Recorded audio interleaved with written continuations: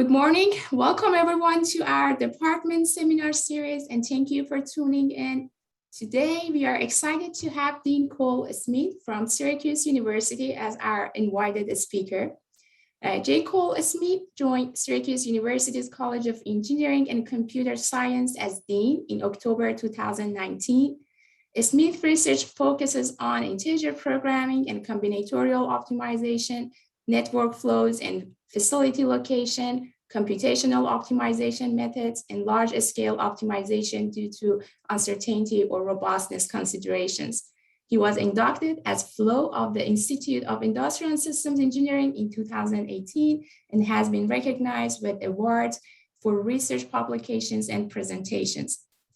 He has served in many leadership roles in our profession, including President of the Association of Chairs of Operations Research Department, Chair of the Council of Industrial Engineering Academic Department Heads, Chair of the Informed Computing Society, member of the Board of Trustees of the Institute of Industrial and Systems Engineering, and member of the Board of Directors of the Institute for Operations Research and Management Science.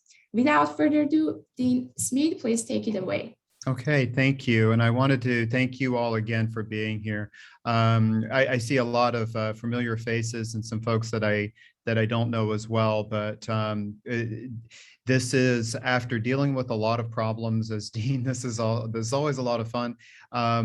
But especially because there's a lot of researchers that have come out of your group that are doing incredibly important work in this and related areas, and I'm excited to share with you some of what we've done here. This was I picked this because it was such a cool paper. I mean, there were every now and then you start in on a paper, you think you know where you're going on it, and the problem itself just doesn't stop surprising you. And this one kept surprising me as I was working on it. And so fortunately, I was very, very lucky in this regard. And this is very sincere praise over here that my co-author, Tim Holtzman, who's with AFIT right now, he's currently deployed. But Tim is a fantastic student, was a fantastic student, now a fantastic professor.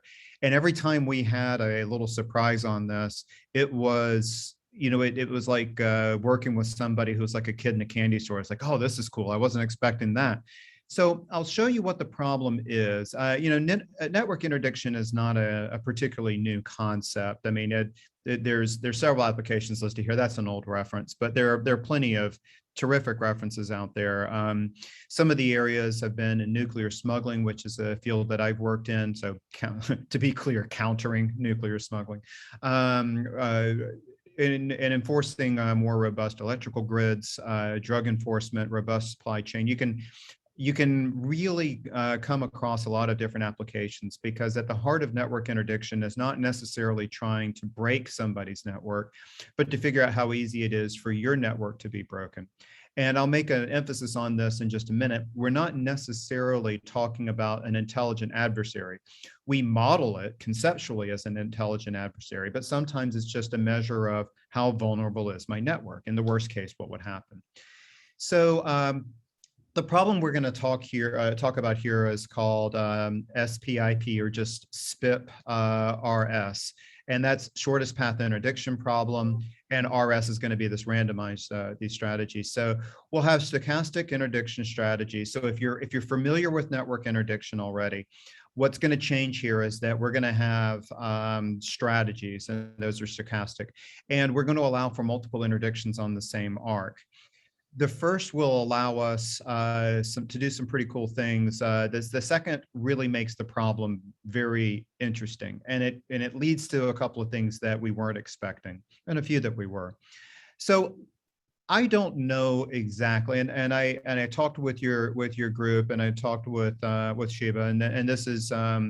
This is wonderful because I think there's a broad array of people here. I don't want to assume that you all know everything about interdiction. I don't want to assume that you're all mathematical programmers either. So if you are a math programmer, I'm going to give you plenty to take a look at a little bit later, but I want this to be as accessible as possible for people at different stages of their career and different interests. So I'll go into a problem description. I said I would go into a general solution. I actually took that out at the last minute. I looked at it and I thought, this is so boring. So if I was bored reading it, I figured I couldn't inspire you all. So I kept it to the interesting part. And then I'll look at special case algorithms for special cases, which are interesting. And, we'll talk after that to see what kind of questions you have or where your ideas might be for further research. So, I'll start by telling you about the problem itself. So the shortest path interdiction problem. Now this, you'll see SPIP here a little bit, but we're usually going to put the RS on the end because that's our version of the problem.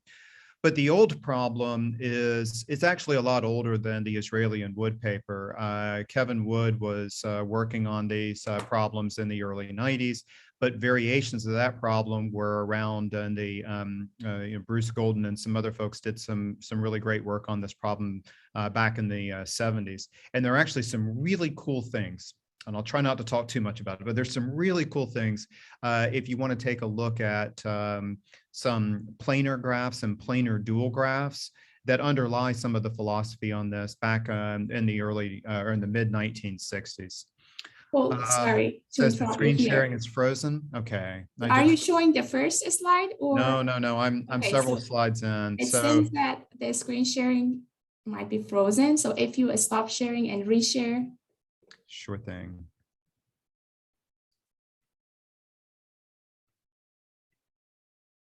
We'll try that again.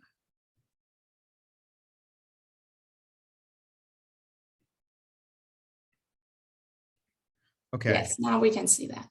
Okay, let me show you what you missed. Not much. I talked through it. Okay, so that's the good news. All right, the good part started here. So you interrupted me in timer. That was perfect. So thank you for that. And sorry about missing that part. So like I said, the two-player Stackelberg games have been going on for quite some time. Well, look, what is the shortest path interdiction problem? I give you a graph. It's got some nodes and some arcs, so don't worry about getting lost in the notation. I'll catch you up where you need to be. We've got a slightly different version of the game here. There is an interdiction budget. It's some integer b. But every one of the cost functions is going to take the number of times an arc is interdicted and map that over to some real number. So normally we would say that if I interdict an arc, that the arc is either destroyed and it's not available, or that I increase its cost. Over the years, I started my career just destroying the arcs, and then after a while, I realized that it's probably better to increase cost. Because really what happens if you're trying to get from point A to point B and you have to go across a bridge, and I interdict the bridge by blocking it or destroying it, it's not that you just can't get from point A to point B, it's just that it's going to take you a lot longer to get around that bridge. So the interdiction costs typically just increase the cost of an arc. So that's what we'll do over here. The only difference is that I'm giving you the option of interdicting arcs multiple times, and that's a little bit, a little non-standard. So then the shortest path interdiction problem, it's a two-stage game. And the Stackelberg means that it's leader-follower. The leader is going to pick a strategy first, and then the follower is going to come right afterwards. So the leader will determine how many attacks to make on every one of the arcs. The leader has to use no more than their budget. And here I've said it's equal to their budget, but that's the same thing. It's always optimal for the leader to expend their budget. There may exist alternative optimal solutions in which they don't, but there's always an optimal solution in which the leader does. The follower takes a look and then of what happened and which arcs were interdicted, and in this case, how many times they were interdicted, and then chooses the shortest path in response. So it's like this. You all are, I'm the bad guy. As Dean, I'm used to being the bad guy. So I'm the bad guy. You're the good actors over here. And so I go through and I attack your network, and then you all, being very sophisticated and very smart, find a shortest path on the resulting network. But you get to observe everything that I do first. So that's why it's a two-stage leader-follower game. It's played in sequence, and that's the Stackelberg format. I'm trying to maximize your minimum cost path. I can't control your path. I know you're smart. I know you'll do the right thing. So I have to play this max and min game.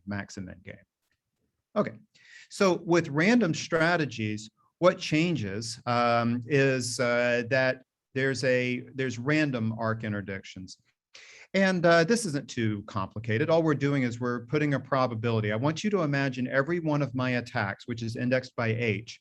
I need to apply that to an arc. And usually it is just, I tell you that attack number 1 goes on this arc, attack number 2 goes on that arc. Instead, what we're doing now is we're saying my first attack that I'm going to make might be 25% probability on arc number 1, might be 50% on arc number 2, then it might be 25% on arc number 7 or something along those lines. So I'm not going to tell you where I'm going to attack, but you are going to be able to observe over a long-term, or a long-term policy, what it is that I'm doing. And eventually you have some sort of knowledge of the distribution of my interdictions. Do you really in practice? Maybe, maybe not. But the point is, if I'm going to deploy a randomized strategy like this, I have to, this is a very robust way of approaching the problem. In security applications, you want to assume that your follower has as much information as possible. You never want to assume that you're fooling the follower. Well, I don't want to say never, but you rarely want to assume that you're actually fooling the follower. In the worst case, they will have all of the same information you will. So that's why we make that assumption. Now we'll maximize the followers. Instead of their minimum path, they're going to minimize their expected cost path. So that's the setup. And I need to show you an example, and I will right after this slide. But actually, the problem itself, the way you can formulate the max-min problem is to take the dual of the inner problem, the shortest path problem, and combine with the outer problem, which is a maximization problem, so that you get one maximization problem. So instead of maximizing a minimization problem, I'm maximizing a maximization problem because I've taken the inner dual. And I get a formulation that is actually something you could come up with from first principles. This first constraint that I've got here, this DI minus DJ is equal to the expected cost. What's going on here is this gives you the expected cost on an arc. So it takes a look at my interdiction strategy and it computes this nonlinear function. And you have to be careful with that because expectation is going to be a nonlinear function of those x's in this case. This is just exactly, if you take a look at at dynamic programming algorithms, at Dijkstra's algorithm, these are just the optimality conditions. The distance from I minus the distance from J can't be more than the cost of that arc, because if it were, the follower would do something different. It would imply a different distance. Let me put it in plain English. If the distance to get from I to the end minus the distance from J to the end, let's say the distance from I to the end is 10, the distance from J to the end is 6. Well, the cost can't to go from I to J couldn't be 2 in that case, because then you would say, well, how is that possible? If I can go from J to home in 6 units, then that means I could go from I to home in 8 units because I could just take that direct arc. So these are just optimality conditions that come out of this. All you have to say is that you have to define the cost at the end as being 0 units. So this is the cost to go at the end. And then you're maximizing, if you're the interdictor, you're going to maximize the cost to get from the source node to the end. So every one of those D's represents the cost. DI is the cost to go from I to the end. So DS would be the shortest path cost itself. And I'm trying to maximize that. My rules are that I have to make sure that for every one of my possible attacks, I allocate it to one arc. But I can allocate it to now I'm saying to a total of one arc by spreading them across multiple arcs. All right. Now, look, I've got a lot of notation here. Some of you are following this, some of you are not following this, and that is perfectly fine. Let me crystallize this a little bit with an example. So here's what it might look like. There's a different kind of problem. Very, very simple problem. You're at node S, you're trying to go to node T. You can either go via node alpha, via node beta, you could go straight across. Now, what I have here, I changed it from cost to detection probabilities because it's a little bit easier to see this way. And I'm cheating a little bit when I do this, but it's just a little bit easier to think about in this context over here. So take a look at what's going on over here. If I were to if I were to go from, if I were to interdict arcs SB and ST, so those are the red arcs that you have here, and I were to interdict them one time, then what would you do as the follower? If you went from S to T, then your probability of being detected would be 45%. And the reason why is because now the cost of using that arc, now again, I know we should be multiplying probabilities. Why can I get away with this? Because there's really only one probability you can pick up. To go from alpha to T, you can never be detected. To go from beta to T, you can never be detected. So, I'm sort of cheating here, but it helps with the explanation a little bit. So if you go from S to T, there's a 45% chance you're going to be detected. And the reason there's a 45% chance is that I had interdicted that arc from S to T one time. And that's what you're seeing up here where it says CA of 1 is 45%. If you took the path S to B to T, well, there's a 90% chance you would be caught or detected going from S to beta. So you don't want to do that. What you would do is you would say, okay, I'll go from S to alpha. There's a 40% chance I'll be detected.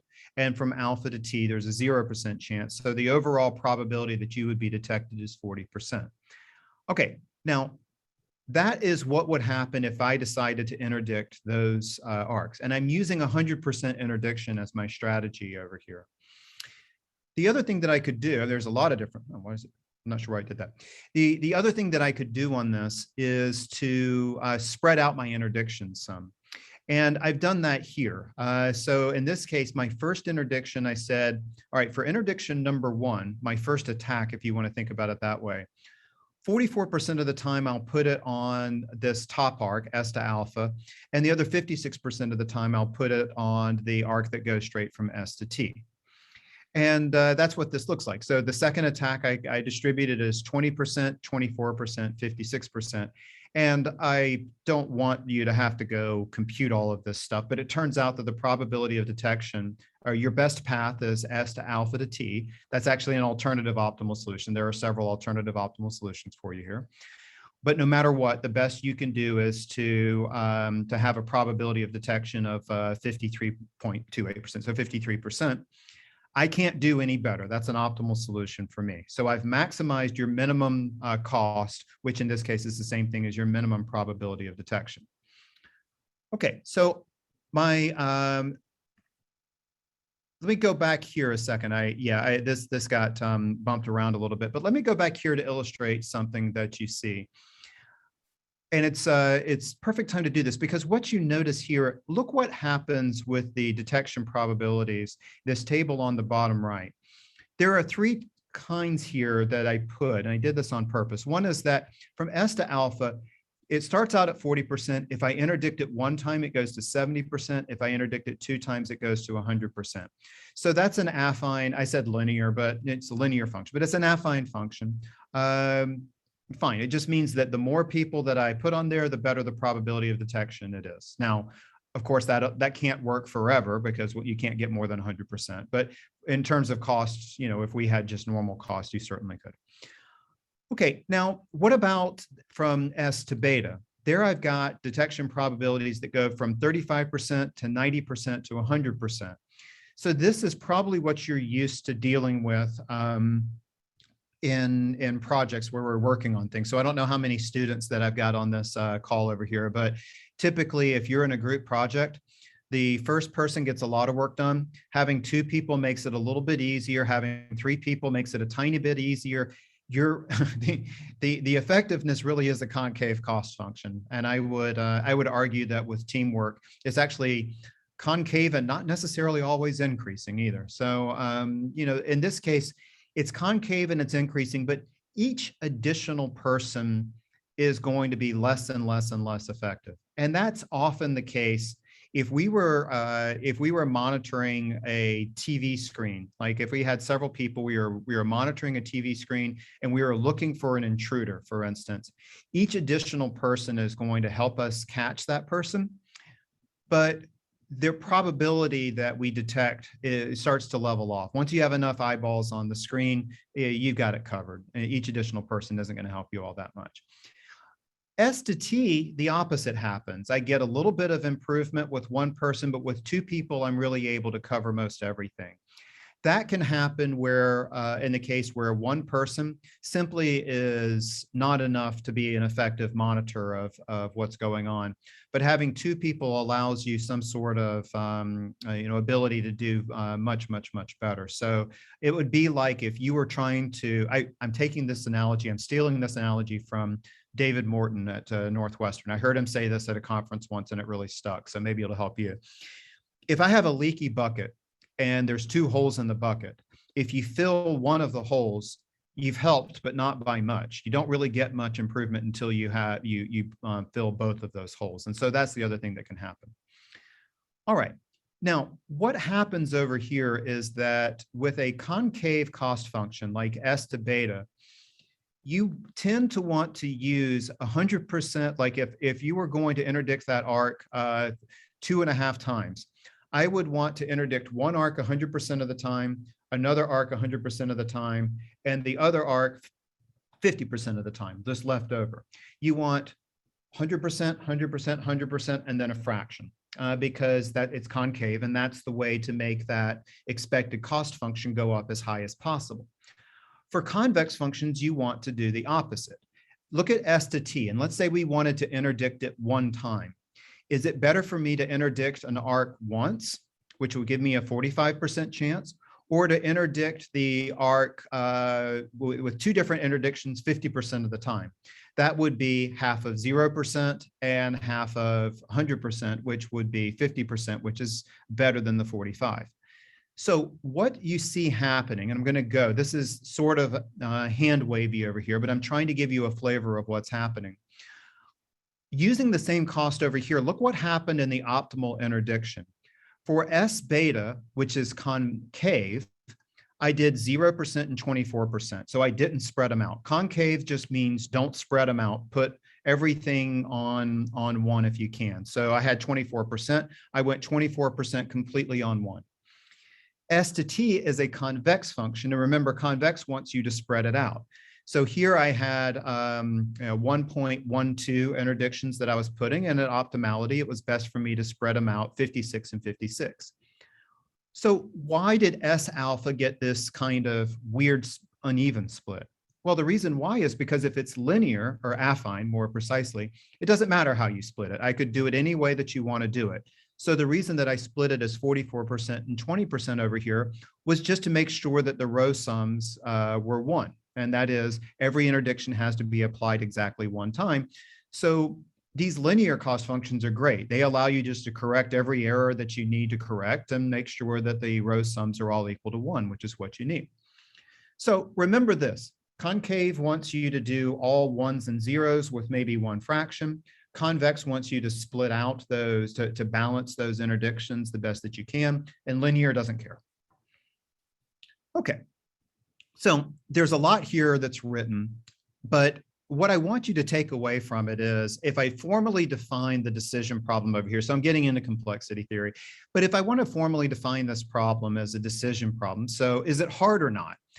Well, if all of the cost functions are linear or affine, then it's really, really nice because I can make that formulation that I showed you before into a linear program. Let me go back real quick. Here's the formulation that I have. And if that right-hand side of the first constraint, that expectation, when the cost functions are linear, that expectation becomes a linear function. Well, okay, then formulation 1 is the linear program. So yeah, it's in P. So it belongs to P. It's a linear program. Great. Here's what we thought. We thought that one of these problems would be easy and one of these problems would be hard. So when I take a look, sorry, what do I mean, one of these problems? What if all of the CA functions, our cost functions, happen to be convex? What if they all happen to be concave? Now, convex, remember, that means that we're supposed to split everything out to the greatest extent possible. We want to share interdictions to the greatest extent possible. Concave means that we want to do 100%. So if I had that 2.5 interdictions, I would want to put 100% on one arc, 100% on one attack, 100% on another attack, and 50% on another attack. I don't want to spread them out. So what our observation was, let me go back for just a minute. What our observation was is that it's tempting to take a look at this expectation function over here and say, okay, well, that function is sometimes convex, sometimes it's concave. We want to do whichever one is nicer, but it's not. It's an expectation function, so you can't say that it's convex or concave when my cost functions are not linear. It's actually a lot uglier than that, unfortunately. So we couldn't really do that. I'm going to try to draw here and tell me if you can see. Can you see my little blue line over here? Yes. See the curve? Okay. If it's convex, then I can end up getting something that looks a lot like a binary function very quickly. This is not a binary cost function, but I can really draw a convex function where I exaggerate it. This is something that might look binary, where if you have a fractional interdiction, then the cost is at this normal level. And if I have an interdiction of at least one interdiction, then I have this jump. Now we know in that case, now that is a convex function, it's just not a continuous function. So I know in this case that the problem is hard because that's the classical binary interdiction problem. We already know that problem is NP hard. So if I just make it look as binary as possible by giving you this cost function that isn't quite binary, but it's so steep that it might as well be, I can make it look like and feel like a binary problem. Now, this is about as hand wavy as it gets, okay? But I'm trying not to give you a formal complexity algorithm or a complexity argument over here. So that was the reason that we suspected that, in fact, the convex problem would be NP hard, and it turns out it is. So therefore, we said, okay, if the convex problem is hard, that means the concave problem is the easy one. So we started looking for optimal algorithms for the concave problem, and we were surprised that, in fact, they're both NP hard. So it's interesting. What happens here is that usually there's a nice version and a nasty version. So if you're solving a problem with piecewise linear functions, you're optimizing piecewise linear functions.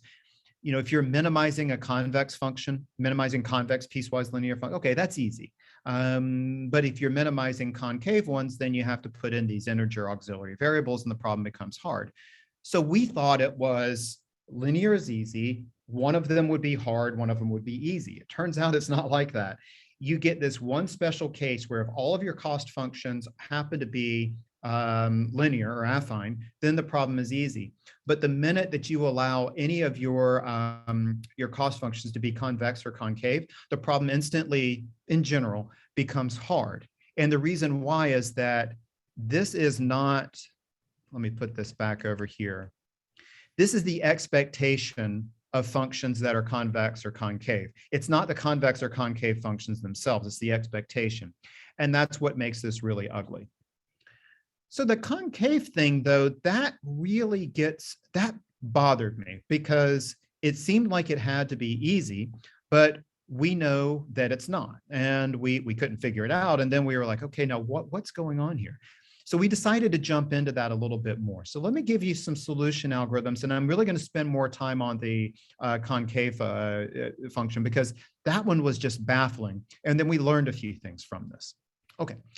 Now, what about in general? So, normally I would give you in a paper, I would start with here are the special cases, and then here's the general algorithm. Well, I'll just be frank with you. The general algorithm isn't all that interesting. I mean, what you really want to do, we did two different ways. Actually, we did three different ways.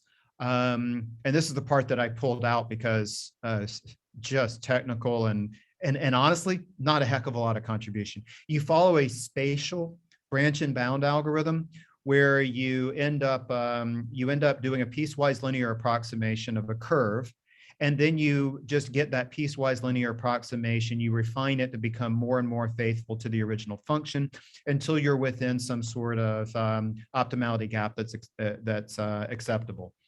So if I can just say it that way without going into all the gory details, let me do that.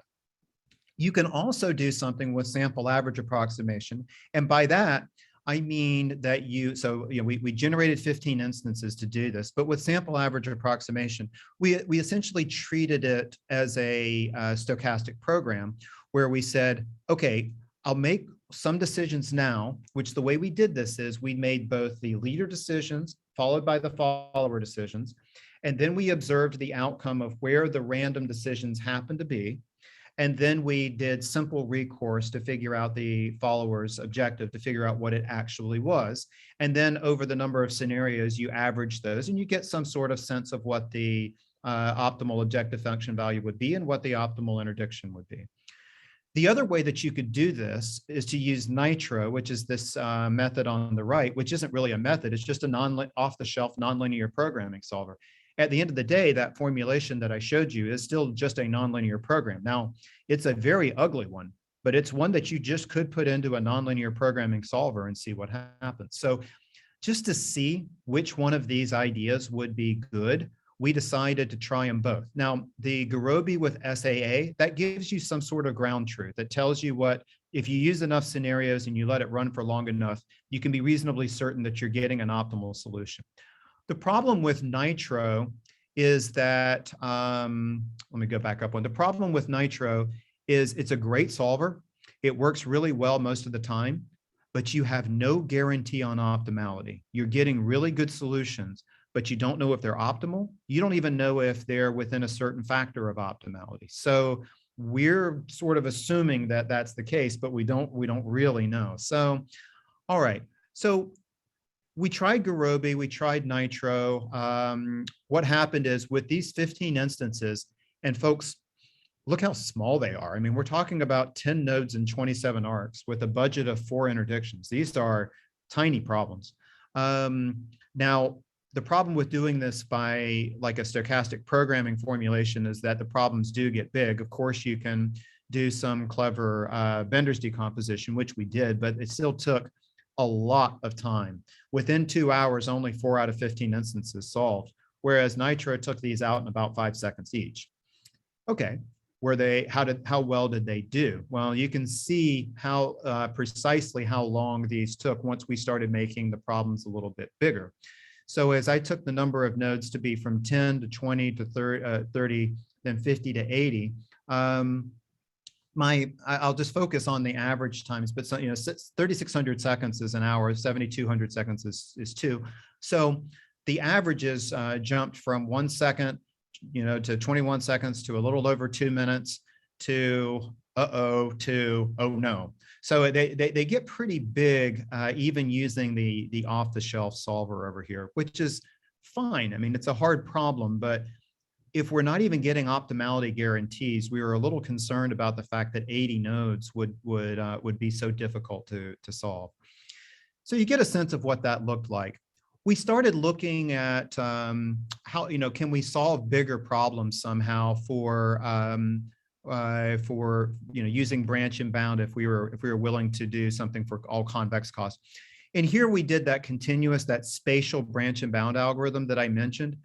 And once again, you can see that even for these instances here that are fairly small, where you see N10, that means 10 nodes, where you see N20, that's 20 nodes, and so on and so forth. Branch and bound can be very small in terms of running time. It is giving you more or less a guarantee of optimality. Remember, we're maximizing here. I say more or less because it's only within certain tolerance, but you can think of those as optimal algorithms. What was really nice about this is that even though branch and bound, of course, you can see that you can't really rely on branch and bound for even modest sized problems. They become just too big. Spatial branch and bound can be brutal, by the way, in terms of computational time. But even on these small instances, 10 nodes, 20 nodes, we started to feel a lot better about Nitro as giving us optimal solutions, because we do know what the optimal solutions are for these smaller instances. And Nitro went 5 for 5 in optimal solutions for 10 node problems. It went 4 for 5 in 20 node problems. Interesting that it whiffed pretty badly on the convex 20 with instance number 3. It missed by quite a bit on that one. You know, that's bound to happen, but I was surprised that it missed that badly. But for the rest, it did very well. It matched the solution that we got from Branch and Bound when Branch and Bound was able to give us solutions. When Branch and Bound timed out, we took the incumbent solution. The incumbent solution found after 2 hours was usually pretty poor. All right. I didn't find, I mean, if you tuned out there because you thought that was boring, I'm going to make you feel better. I thought it was boring too. The interesting part was the concave thing, because look, I know that for a concave problem, I've got a really nice way of characterizing those solutions. Again, I don't spread out concave. If I know that I want to interdict an arc 2.5 times, I use an entire interdiction on one arc, I use an entire interdiction on a second arc, and I have a fraction left over for a third arc. Now, that's the best that I can possibly do. The other thing is, I can solve a problem that says, how many times would I interdict, if in a perfect world, if I could always do that? So, you know, that 2, if I could do 1, 1, and 1/2, if I could always do that, then that problem actually translates to a concave function on the right-hand side of that equation that I showed you before. Let me go back. In a perfect world, what I'm saying is this expectation function over here, if I use that ideal way of splitting up my attacks, 1, 1, 1, a fraction, and then all zeros thereafter, then this expectation function actually is a piecewise linear concave function. If that's the case, I've got a linear, I can transform this into a linear program, hit solve, and I'm done. So I'm going to call that the perfect world problem. The perfect world problem is that I just use that, that kind of distribution, that kind of greedy distribution that I just talked about over here. So when I say, let me go back over here. When I say finding preferred column sums, what I mean by that is I assume that I can just do a greedy distribution. That's what I'm going to call that. I can just do a greedy distribution for every attack that I have, for an attack on every arc that I have. So that's great. But remember, the rows still have to sum to 1. So to go back to that, what do I mean by that? You remember this problem over here? You see how the rows, when I look at X2, you see how the sum of attacks sums to 1 over here? That was easy. Why was that easy? Because I had that linear cost function over here, and that allowed me to balance everything out. If I didn't have that linear cost function over here, how would I group all of those fractions? So I want you to imagine that I've got all of these fractional pieces left over, and I have to group them into rows so that all of those pieces sum to 1 for every row. What does that sound like to you? Don't worry, that's a rhetorical question. I'm not expecting anybody to respond. But I give you all of these numbers and I say group them into different sets so that the weight of every one of those sets is exactly the same. Well, that's a bin packing problem or a subset sum problem or a 3-partition problem. It's all of those. And that problem is NP hard. So that's why concave problems are NP hard, because in order to idealize those greedy distributions, in order to figure out if it's possible to arrange those into a legal matrix X, you have to solve a 3-partition problem or a bin packing problem. So that's too bad. But hey, if we're off by just a little bit, then instead of getting, for instance, instead of getting like 1, 1, a half, and then a whole bunch of zeros, maybe I have to settle for 1, 1, 0.2, and 0.3. Is it really that much worse? No, it's not going to be that much worse. So here's the moral of the story that you should perceive.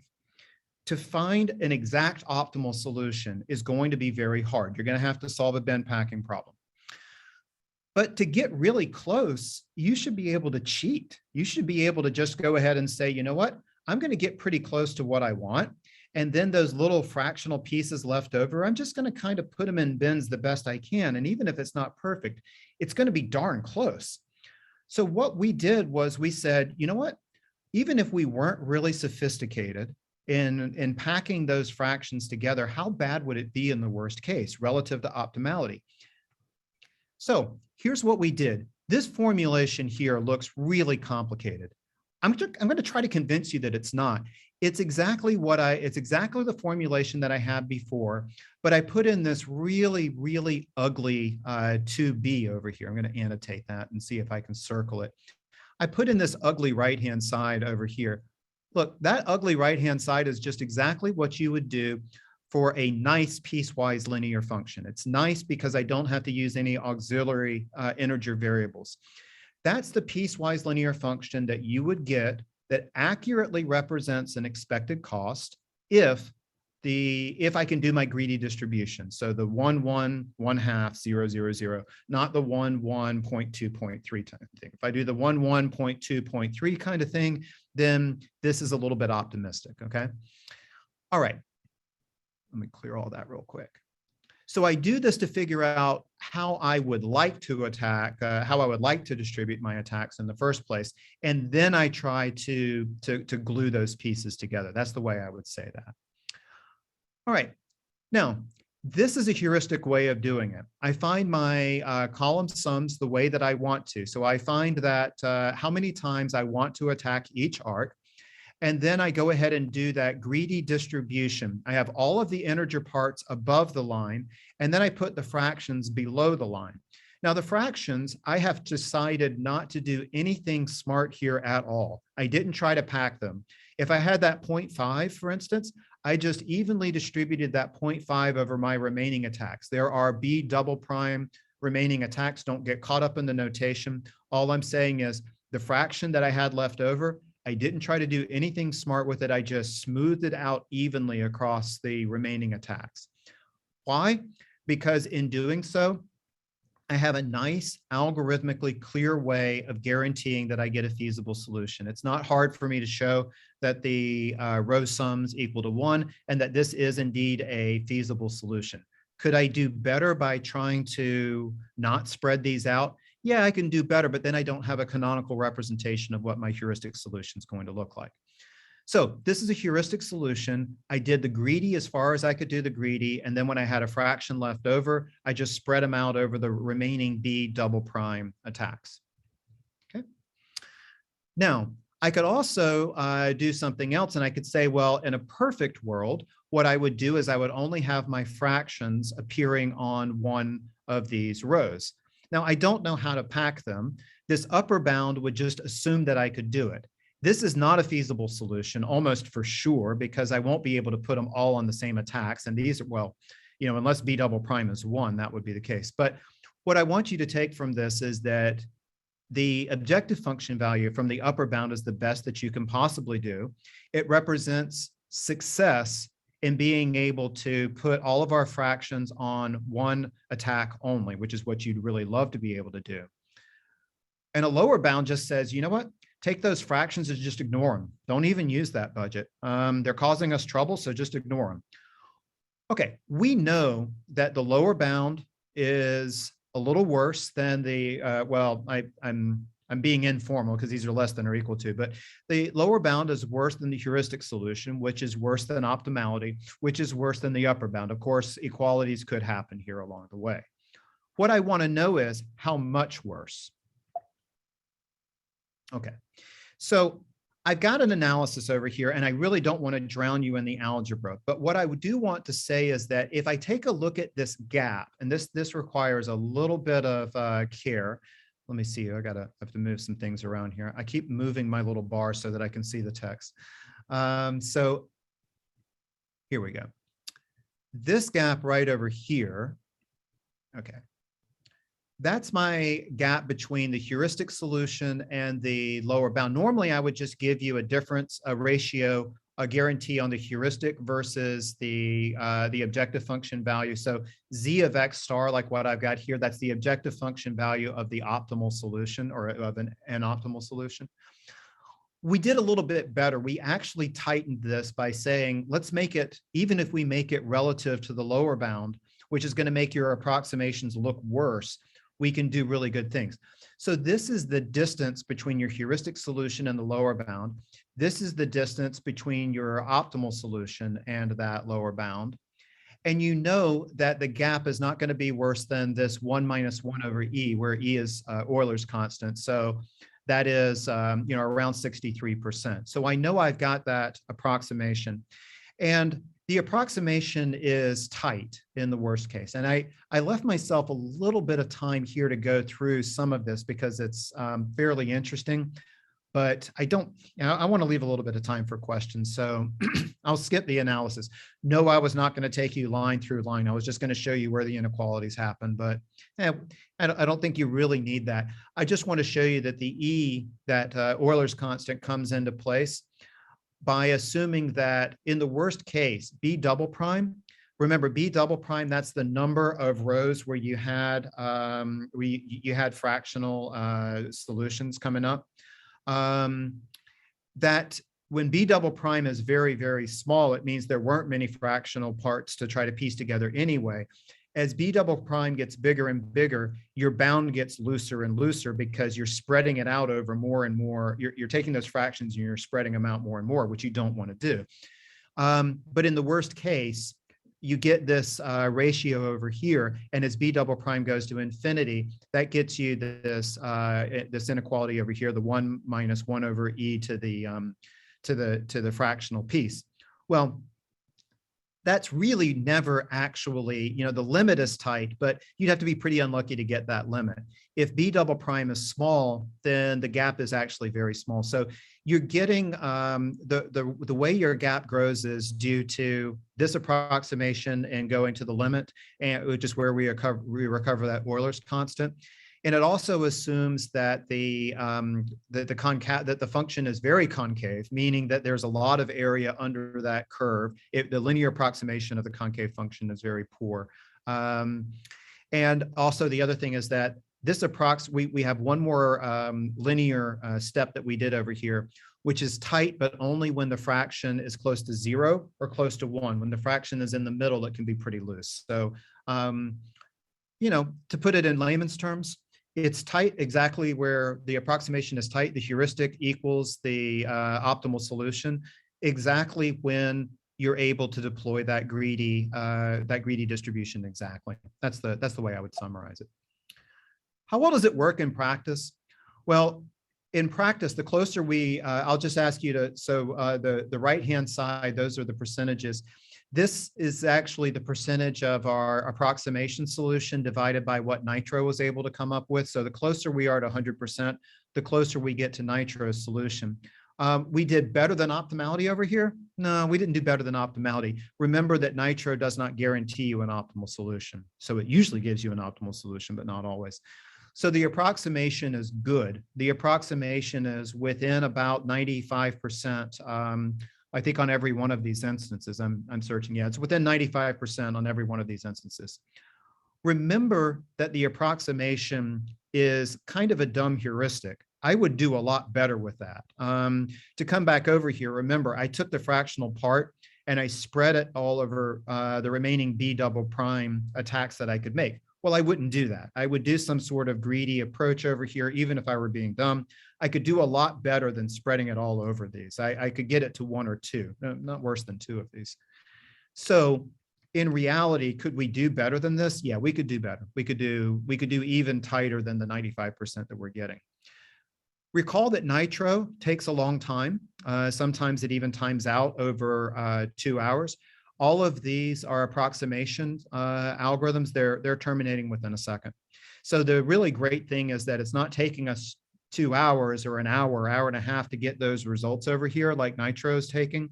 Ours are getting back within 1 second, and we can be reasonably confident that they're within 95% before we even do something smart to try to improve their quality. So I've thrown quite a bit at you, and especially over Zoom. I appreciate your patience. I imagine some of this stuff you're able to come up with. You're following me. Some of the stuff I've probably lost you. I've tried not to. I apologize if I had. I guess that's inevitable. But the general solution technique, you can use some spatial branch and bound. I wouldn't recommend that. I would recommend just hitting the nonlinear optimization solver with it directly. But you can really take it, it was a surprise that that these problems are hard if the cost functions are anything other than linear. And that's because expectation does funky things to them. That's the non-technical description of what's going on. But there's a lot more that can be done. And really, I think we've scratched the surface on this. I think that we've assumed that the evader or the follower is always trying to solve the shortest path. That might not be the case. The evader might be looking at probability distributions and saying, well, I don't want to maximize or I don't want to minimize my cost. I want to minimize the probability that I'm able to get a cost of less than some threshold value. And that would give you a fundamentally different problem. And all of your strategies change. All of these theories or theorems that we have here are no longer valid. Tim and I believe that some versions of the problem are easy to solve. We're just not quite sure exactly where that line is. I think there are polynomially solvable versions of the problem that do have nonlinear cost functions.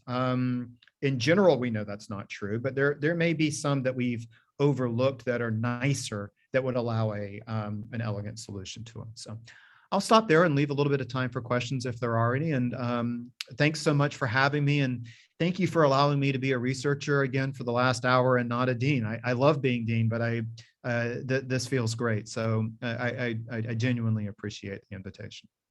Thank you, Cole, for that great presentation. It's truly difficult to explain this concept, and you did a great job, in my opinion. So we open the floor for questions from the audience. And I can reshare if I need to. Just let me know whatever is best.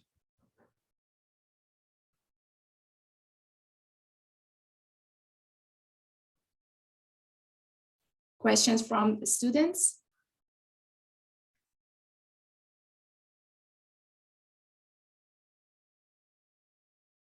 So I have a clarification question. So the interdictions, so are they dependent? So you have each say 5 agents or whatever, and then you have a probability distribution. And so are they selected independently, or is there a correlation? And, no, and where does that show up in the formulation if there's a correlation? Okay, so that's a great observation. So what happens is, let me pull this back up very quickly. Yep. So what happens is, so let me answer your question first. They are independent. Yes, that's a strong assumption. And I think that's actually a really good area of future research, although I'm not sure how to model that. And I'll explain why in just a second. So for instance, if I wanted to look at row 1 as being agent number 1, or my first attack, and row 2 as being my second attack, the question is, agent 1 says, and I'll say I don't like to use gendered language because that can, that can be non-inclusive sometimes, but just for clarity, we'll say agent 1 is a she and agent 2 is he. Agent 1, she says she will monitor S to alpha with probability 44%. Agent 2, he's going to monitor S to alpha with probability 20%. Okay, those are, to answer your question, those are independent. The fact that agent 1 has decided perhaps to monitor that arc does not influence whether or not agent 2 is going to monitor that arc. So therefore, what if they decided to share a little bit? What if they just said, you know what? Oh, agent 2 looks and says, oh, she's already got, agent 1's already got S alpha. I'll go do something else. I guess then at that point, you would have to figure out what the nature of that correlation would look like. Is it that somebody decides, is it cascading? Somebody decides what they're doing first. If you were to model that, would it be better to simply get several profiles? So instead of one matrix like this, a set of matrices that are all binary, all 0% or 100%, and each one of the matrices is realized with a certain probability. So it's like, okay, taking into account all of the different correlations, because that's what's great about stochastic programming, right? Is that I can take into account correlation by just enumerating scenarios according to whatever simulation I wanted to do. That would probably be the best way of doing that. To your second question, I'm not sure, I haven't solved it. Where does it come up? It comes up over here in this expectation. So I didn't get into what the expectation would look like, because I like you all and I appreciated the opportunity to talk, and I didn't want to intentionally bore you. But it comes over looking like this. So the expectation function, when I take a look at this, it starts to look like all the combinations of where those attacks could be, and you end up getting that binomial distribution. So I hid that, but you end up getting a binomial. This is a simpler binomial distribution, but you end up getting exactly this function over here. That nonlinear function is what Nitro is trying to attack, which is why Nitro is not always getting an optimal solution, because it's kind of an ugly function. We view it as being, normal looking, but in terms of a nonlinear programming solver, you don't want to see that thing on the bottom. Thanks. So if you wanted to, I guess conceivably, there could be a strategy where if you would double down on that one arc, where if you had two agents on the one arc, that's better than more than twice as good as one agent. Right. And so if you had kind of like a correlating function, you could conceivably have a better strategy with that kind of with that larger space. Is that? Yeah, it's just a harder problem to address. Yeah, John, you're right. And I'm thinking, I'm hearing the echo off the walls of what I said, and I'm a little less. So what you would need to do you could approach something like, because you're right, if it's one of these functions where the cost functions are concave, then you probably want to avoid having multiple people on the same arc if possible. And in most realistic scenarios that I would examine, that cost function really is usually concave. Not always, but it's usually concave. So then if that's the case, it's not as simple as saying we'll just do a stochastic program, because the scenarios are generated depending on the leader's decisions, right? So you can't just say, I'll generate scenarios after learning the leader's decisions. That's not how stochastic programming works. You have to generate the scenarios first. So really what has to happen is there has to be a transformation within the math program that takes you from scenarios into what those distributions would look like. So it's a very hard problem. But I think that the way you might approach that would be, I've seen some of my colleagues in stochastic programming doing decision-dependent uncertainty or decision-dependent scenarios, and that might be the way to approach it. And if I offer any more opinions on it beyond that, I'm going to be way out of my depth. So while I'm still sounding smart, I'm going to shut up. Thanks. Sure. Thank you. Any other question? Well, I do have one question. Cole, you have been working on interdiction problems and leader-follower cases for a very long time. My question is whether or not these solution algorithms are being deployed in practice. If so, can you elaborate on it for our students? Yeah, absolutely. So I always wonder about this too, that we keep on working in this area, and then so I get this question every now and then. And if you'd asked me 10 years ago or 15 years ago, I would have been very nervous about answering, because I would have said, well, I think, but I'm not sure. And that's not a great answer. It takes a little bit of time. And the answer, yes, I'm going to spoil the answer. The answer is yes.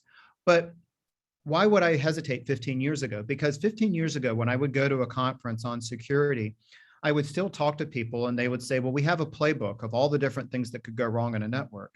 So you had subject matter experts looking at different combinations of things that could go wrong. So I mentioned robust electricity grids. And so their playbook might be, well, what happened if this node and this node fails? What do we do in that situation? Well, what if this node and this node fails? Well, what do we do in that situation? And then amazingly, what they would do is they would assign subjective probabilities. Well, what do we think the probability is that they just both fail? That's about a 1 in 100,000 chance. And so I'm hearing this as a math nerd and thinking, oh my gosh, no, don't do it that way. Don't do it that way. So I'm begging them not to do this. And no, they're like, no, this is the way we do it. So you're going to hear this in practice sometime. You're going to work on models and you're going to have a much better way of implementing these things, and you're going to have a resistance to change. And it's not because people are dumb, and it's not because they're not sophisticated. It is the very essence of human nature. And part of what we have to do as engineers or computer scientists is to devise the models and then have a really darn good visual story of why it is that it matters. We'll be able to convince each other. That's never the hard part. The hard part is convincing the decision makers.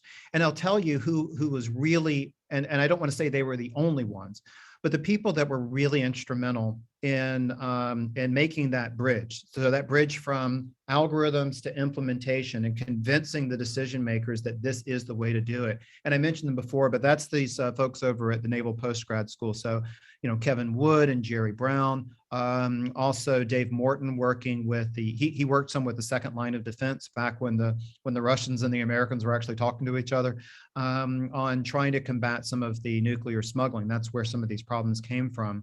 These early pioneers had to work for several years, but they're being listened to now. And so it means that all of this research that we're doing, and there really has been a proliferation of those studies over the last 20 years, those are being adopted, but it takes some time. You won't win your argument by being mathematically sound. That is a necessary condition. It's just not sufficient. It takes some persistence, and it takes some communication. It takes a little bit of imagination on our part. Thank you very much.